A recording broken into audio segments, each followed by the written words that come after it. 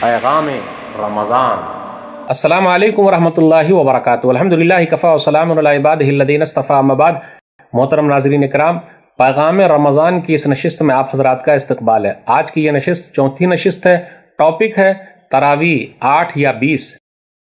اپنے یہاں رمضان کا مہینہ آتے ہی ایک مسئلے کو لے کر مسلکی لڑائی چھڑ جاتی ہے۔ ایک دوسرے کو لوگ برا بھلا کہتے ہیں۔ میرے بھائیو، تراویح کی نماز نفلی نماز ہے۔ لڑائی جھگڑا کرنا صحیح ہے کیا؟ ایک دوسرے کی عزت کرنا، احترام کرنا بہت ضروری ہے۔ تراویح ترویہ کی جمع ہے۔ 2 رکعت پڑھنے کے بعد آرام کرتے ہیں، اسی مناسبت سے اس کا نام تراویح ہے۔ رمضان اور غیر رمضان میں جو نماز پڑھی جاتی ہے اسی کو تہجد کہتے ہیں، قیام اللیل کہتے ہیں، اور رمضان میں اسی کو تراویح کہتے ہیں۔ تو اصل ہے قیام اللیل، رات کی نماز۔ تو چاہے رمضان میں آپ اس کو قیام اللیل کہہ لیں، تہجد کہہ لیں، تراویح کہہ لیں، چلتا ہے، لیکن لڑائی جھگڑا مت کیجیے۔ اس کی بڑی فضیلت ہے۔ صحیح بخاری کتاب صلاۃ التراویح، امام بخاری رحمۃ اللہ علیہ نے ایک کتاب ہی باندھ دیا ہے۔ کتاب نمبر 31، حدیث نمبر 2009 ابو ہریرہ رضی اللہ تعالیٰ عنہ بیان فرماتے ہیں: من قام رمضان ایمانا واحتسابا غفر له ما تقدم من ذنبه۔ جس نے رمضان میں قیام کیا، وہی رات میں قیام کرنا، ایمان رکھتے ہوئے اور ثواب کی امید سے، تو پچھلے جتنے گناہ ہیں، چھوٹے گناہ، اللہ معاف فرمائیں گے۔ نبی صلی اللہ علیہ وسلم رمضان اور غیر رمضان میں 11 رکعت پڑھا کرتے تھے۔ صحیح بخاری کتاب صلاۃ التراویح، کتاب نمبر 31، حدیث نمبر 2013، باب فضل من قام رمضان۔ ابو سلمہ بن عبد الرحمن بیان کرتے ہیں کہ عائشہ رضی اللہ تعالیٰ عنہ سے سوال کیا گیا: کیف کانت صلاۃ رسول اللہ صلی اللہ علیہ وسلم فی رمضان، کہ رسول اللہ صلی اللہ علیہ وسلم رمضان کے مہینے میں کیسے نماز پڑھتے، کتنی رکعت ہوتی؟ وہ کہتی ہے: ما کان رسول اللہ صلی اللہ علیہ وسلم یزید فی رمضان ولا فی غیرہ علی 11 رکعہ، کہ رسول اللہ صلی اللہ علیہ وسلم رمضان اور غیر رمضان میں 11 رکعت سے زیادہ نہیں پڑھتے تھے۔ یصلی 4 فلا تسأل عن حسنہن وطولہن، 4 رکعت پڑھتے، اتنی اچھی پڑھتے، اتنی لمبی پڑھتے، نہ پوچھو۔ ثم یصلی 4، پھر 4 پڑھتے، نہ پوچھو۔ فلا تسأل عن حسنہن وطولہن، کتنی اچھی پڑھتے اور کتنی لمبی پڑھتے اور نہ پوچھو۔ ثم یصلی 3، پھر 3 رکعت پڑھ لیتے۔ نبی صلی اللہ علیہ وسلم کیا 20 رکعت پڑھتے تھے؟ کہا جاتا ہے، روایت بیان کی جاتی ہے، لیکن یہ روایت صحیح نہیں ہے۔ حافظ ابن عبد البر رحمۃ اللہ علیہ اپنی کتاب التمہید میں روایت کرتے ہیں، جلد نمبر 8، صفحہ نمبر 115 پہ، عبداللہ بن عباس رضی اللہ تعالیٰ عنہ سے روایت ہے: ان رسول اللہ صلی اللہ علیہ وسلم کان یصلی فی رمضان 20 رکعہ والوتر۔ نبی صلی اللہ علیہ وسلم رمضان کے مہینے میں 20 رکعت پڑھتے اور وتر پڑھتے، لیکن اس کے اندر ایک راوی ہیں ابو شیبہ عبد الرحمن بن عثمان، ولیس بالقوی، وہ صحیح نہیں ہے، اس لیے یہ حدیث صحیح نہیں ہے۔ پھر اسی طریقے سے اتحاف الخیار المہرہ بوسری کی کتاب ہے رحمۃ اللہ علیہ کی، جلد نمبر 2، صفحہ نمبر 383 پر ایک روایت آئی ہے، عبداللہ بن عباس رضی اللہ تعالیٰ عنہ حدیث کے راوی ہیں: ان رسول اللہ صلی اللہ علیہ وسلم کان یصلی فی رمضان 20 رکعہ والوتر، کہ رسول اللہ صلی اللہ علیہ وسلم 20 رکعت پڑھتے اور وتر پڑھتے رمضان میں۔ ابراہیم بن عثمان بن ابی شیبہ وہو ضعیف، یہ ضعیف ہے، اس لیے اس پر عمل نہیں ہو سکتا۔ ایک اور سوال ہے: کیا عمر بن خطاب رضی اللہ تعالیٰ عنہ نے 20 رکعت پڑھانے کا حکم دیا ہے؟ موطا امام مالک کے اندر ہے، کتاب الصلاۃ، جلد نمبر 1، صفحہ نمبر 115 پہ، حدیث نمبر 5، لیکن یہ منقطع روایت ہے، صحیح روایت نہیں ہے۔ امام مالک رحمۃ اللہ علیہ بیان فرماتے ہیں یزید بن رومان کے ذریعے کہ انہوں نے کہا: کان الناس یقومون فی زمان عمر بن الخطاب رضی اللہ تعالیٰ عنہ فی رمضان ب23 رکعہ، کہ لوگ عمر بن خطاب رضی اللہ تعالیٰ عنہ کے زمانے میں 23 رکعت پڑھتے۔ اس حدیث کے اندر یزید بن رومان ہے، جس نے عمر بن خطاب رضی اللہ تعالیٰ عنہ کا زمانہ نہیں پایا ہے، تو اس نے کیسے بیان کر دیا؟ اس لیے تقریب التہذیب، حافظ ابن حجر رحمۃ اللہ علیہ کی کتاب ہے، جلد نمبر 2، صفحہ نمبر 323 پر اس کے بارے میں کیا آیا ہے؟ ترجمہ نمبر ہے 7740، ثقۃ من الخامسہ، 130 ہجری میں انہوں نے وفات پائی۔ ابو ہریرہ رضی اللہ تعالیٰ عنہ سے روایت کرتے ہیں، لیکن مرسلن روایت کرتے ہیں، تو انقطاع پایا جاتا ہے، کیونکہ انہوں نے اس عمر بن خطاب رضی اللہ تعالیٰ عنہ کا زمانہ نہیں پایا، اس لیے یہ حدیث صحیح نہیں ہے۔ اس کے مقابلے میں بلکہ عمر بن خطاب رضی اللہ تعالیٰ عنہ نے ابی بن کعب رضی اللہ تعالیٰ عنہ اور تمیم داری رضی اللہ تعالیٰ عنہ کو 11 رکعت پڑھانے کا حکم دیا، اور وہ دلیل صحیح ہے، وہ حدیث صحیح ہے۔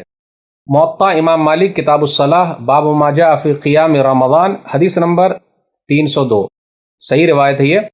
سائب بن یزید کہتے ہیں کہ عمر بن خطاب رضی اللہ تعالیٰ عنہ نے ابی بن کعب اور تمیم داری رضی اللہ تعالیٰ عنہ سے کہا کہ وہ لوگوں کو 11 رکعت نماز پڑھائے۔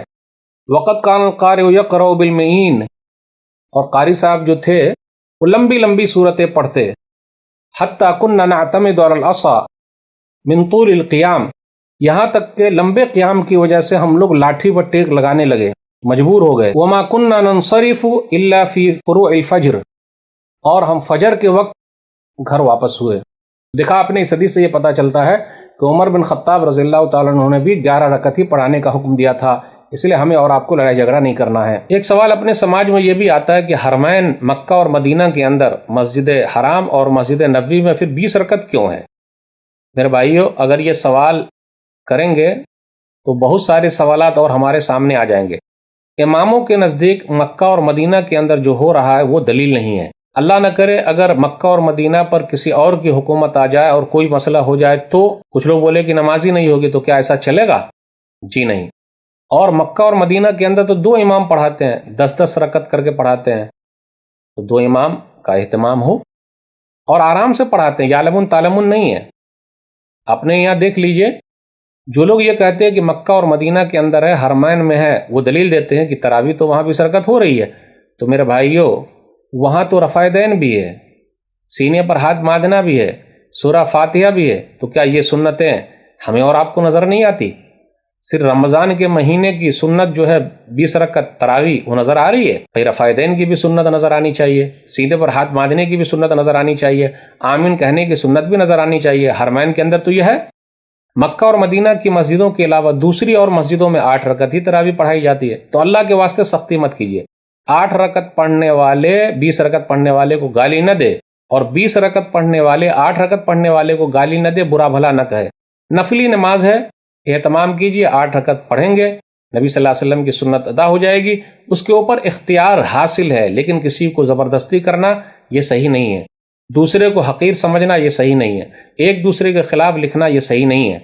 رمضان میں تراویح ہی تہجد ہے۔ سنن نبی داؤد کتاب شہر رمضان کتاب نمبر 6 حدیث نمبر 1375، ابو ذر رضی اللہ تعالیٰ عنہ کہتے ہیں کہ ہم لوگ رسول اللہ صلی اللہ علیہ وسلم کے ساتھ روزہ رکھے ہوئے تھے، 7 روز باقی رہ گئے تو کیا ہوا، 23ویں رات کو ہمارے ساتھ قیام کیا، جب 1/3 رات گزر گئی یعنی تراویح پڑھائی، 24 کو نہیں پڑھائی، پھر 25ویں کو ہمارے ساتھ قیام کیا، جب آدھی رات گزر گئی تو میں نے کہا اللہ کے رسول صلی اللہ علیہ وسلم لو نفلتنا قیام هذه اللیلہ، کاش پوری رات ہی قیام کرتے، تو نبی صلی اللہ علیہ وسلم فرمایا ان الرجل اذا صلى مع الامام حتى ينصرف حسبت له قیام اللیلہ، اگر آدمی نے رات میں قیام کیا ہے امام کے ساتھ، تھوڑا وقت ہی، تو پوری رات کے قیام کا ثواب ملے گا۔ پھر 27ویں رات آئی تو نبی صلی اللہ علیہ وسلم نے ہمارے ساتھ قیام کیا، نبی صلی اللہ علیہ وسلم گھر والوں کو بلا کے لیا، ازواج مطہرات کو بھی بلا لیے، اور دوسرے لوگ بھی جمع ہو گئے، اور اتنا لمبا قیام کیا کہ سحری چھوٹ جانے کا خطرہ لاحق ہو گیا۔ فلما كانت الثالثة جمع اهله ونساءه والناس فقام بنا حتى خشينا ان يفوتنا الفلاح، تو ہم نے کہا فلاح کیا ہے، تو کہا سحری۔ پھر اس کے بعد نبی صلی اللہ علیہ وسلم نے بقیہ اور دنوں میں قیام نہیں کیا۔ تو غور کریں، نبی صلی اللہ علیہ وسلم نے 3 دن صحابہ کرام کو تراویح کی نماز پڑھائی ہے، اس کا ثبوت ہے 23، 25 اور 27 کو۔ تو پھر یہ ان 3 دنوں میں تہجد کی نماز نبی صلی اللہ علیہ وسلم کب جا کر پڑھے ہیں؟ اس روایت پر یہ بھی غور کیجئے کہ صحابہ کرام نے کہا سحری چھوٹ جانے کا ڈر ہے، کہیں سحری نہ چھوٹ جائے، تو سحری چھوٹ جانے کا ڈر ہے، تو نبی صلی اللہ علیہ وسلم نے اس دن الگ سے تہجد کی نماز کب پڑھی؟ تو میرے بھائیو اللہ کے واسطے ایسا مت کیجئے۔ اس سے یہ پتا چلا نبی صلی اللہ علیہ وسلم رمضان اور غیر رمضان میں 8 رکعت پڑھا کرتے تھے اور 3 رکعت وتر، تو ہم اور آپ سختی نہ کریں، کوئی اگر زیادہ پڑھ رہا ہے تو برا بھلا نہ کہے، کوئی نہیں پڑھ رہا ہے تو ہم اور آپ اس کو بھی برا بھلا نہ کہیں۔ اللہ تعالی ہم سب کو کتاب و سنت پر چلنے کی توفیق دے، ایک دوسرے کے احترام کی توفیق دے، آمین۔ السلام علیکم ورحمۃ اللہ وبرکاتہ۔